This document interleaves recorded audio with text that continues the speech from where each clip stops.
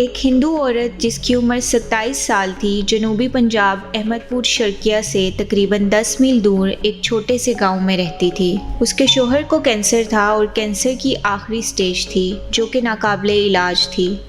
کراچی کے سرکاری ہسپتالوں کے ڈاکٹر نے جواب دے دیا کہ وہ اسے گھر لے جائیں، ہم اسے نہیں بچا سکتے، یہ زیادہ سے زیادہ 2 ماہ زندہ رہے گا اور یہاں اور بھی بیڈز مریضوں کے لیے ضروری ہیں، آپ بیڈ خالی کر دیں۔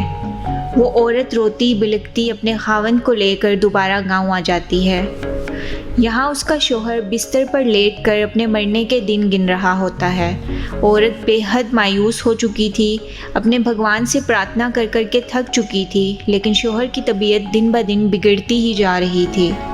اس کا چھوٹا سا گاؤں تھا، یہاں صرف چند ہی گھر تھے، ریگستان ہونے کے باعث یہاں سہولیات کا فقدان تھا اور آبادی بھی نہ ہونے کے برابر تھی، جس میں چند گھر ہندوؤں کے اور چند مسلمانوں کے تھے۔ اس عورت کے ساتھ والا گھرانہ ایک مسلمان گھرانہ تھا۔ ایک دن یہ عورت کپڑے دھو کر تار پر ڈال رہی ہوتی ہے تو مسلمان گھر سے بچوں کے قرآن پاک پڑھنے کی آوازیں آ رہی ہوتی ہیں۔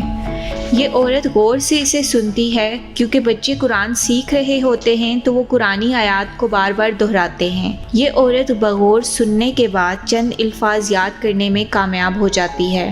وہ بھاگی بھاگی واپس آتی ہے اور گھڑے سے ایک کٹورے میں پانی ڈالتی ہے اور اس پر دم کر کے اپنے شوہر کو دیتی ہے کہ وہ پی لے، اور اطمینان سے بیٹھ کر سوچتی ہے میرے بھگوان نے تو میری نہیں سنی، شاید مسلمانوں کا خدا ہی میرے شوہر کو ٹھیک کر دے۔ اب وہ روز بچوں کے قرآن پڑھنے کے وقت دیوار کے پاس جا کر کھڑی ہو جاتی ہے اور وہاں سے کچھ الفاظ یاد کر کے بھاگی واپس آ کر پانی میں دم کرتی ہے اور اپنے شوہر کو پلاتی ہے۔ اور اب جب اس کے شوہر نے کہا ڈاکٹر تو کہتے تھے میں 1 یا 2 ماہ میں مر جاؤں گا، جبکہ مجھے ابھی کراچی سے آئے 1.5 ماہ ہو گیا ہے، لیکن مجھے اپنی طبیعت بھی بہتر لگ رہی ہے، یہ سن کر وہ عورت دل ہی دل میں اللہ کا شکر ادا کرتی ہے کہ اس کے کلام سے اس کا شوہر ٹھیک ہو رہا تھا، لیکن یہ راز وہ اپنے شوہر کو نہیں بتاتی۔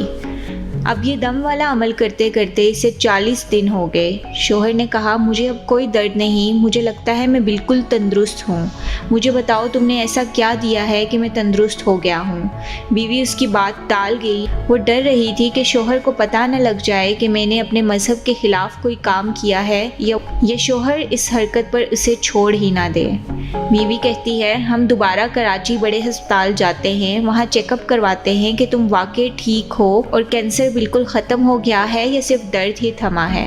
وہ دونوں کراچی ہسپتال جاتے ہیں، ڈاکٹر اس کی دوبارہ رپورٹس لیتا ہے، دونوں بے صبری سے رپورٹس کے آنے کا انتظار کرتے ہیں۔ جب رپورٹس ڈاکٹر کے پاس آتی ہیں تو وہ رپورٹس دیکھ کر حیران رہ جاتا ہے کہ اسے تو جیسے کبھی کینسر تھا ہی نہیں۔ ڈاکٹر دونوں کو بلاتا ہے اور ان سے فائل مانگتا ہے، اس سے وہ پرانی رپورٹس کا مشاہدہ کرتا ہے۔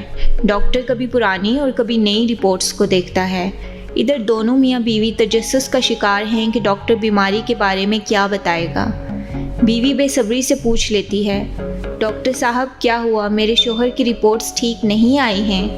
ڈاکٹر حیرانی سے کہتا ہے بی بی میں حیران ہوں کہ یہ کینسر کی آخری سٹیج سے کیسے بچا، اور اب جو رپورٹس آئی ہیں تو ایسے لگتا ہے جیسے کینسر کبھی تھا ہی نہیں۔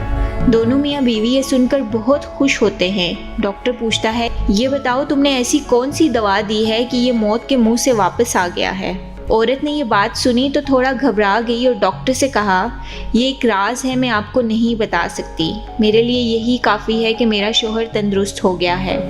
دونوں خوشی خوشی ہسپتال سے واپس آ جاتے ہیں۔ اب شوہر کا تجسس اور بڑھ گیا کہ ایسا کیا ہے جو یہ مجھے بتا نہیں رہی، میں کیسے بچ گیا ہوں۔ اس نے اپنی بیوی کو اعتماد میں لیا اور کہا مجھے بتاؤ تم نے ایسا کیا کیا ہے کہ میں آج زندہ ہوں۔ پہلے تو بیوی ٹال مٹول کرتی رہی، مگر پھر بولی میں آپ کو بتاتی ہوں مگر آپ کسی کو نہیں بتاؤ گے، یہ وعدہ کرو۔ دوسرا اگر تمہیں لگے کہ میں نے غلط کام کیا ہے تو مجھے چھوڑنا مت، معاف کر دینا۔ شوہر وعدہ کرتا ہے تو وہ سارا قصہ سنا دیتی ہے۔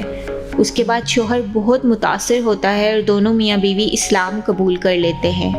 یہ تھی ایک ہندو عورت جو بے بسی سے نکلی، یقین کی طاقت سے جڑی اور قرآن کے معجزے نے اس کی زندگی کو بدل دیا۔ یہ کہانی صرف ایمان کی نہیں بلکہ اللہ کے کلام کی طاقت اور انسان کی نیت کی سچائی کی گواہی ہے۔ معجزے آج بھی ہوتے ہیں اگر دل سچا ہو تو۔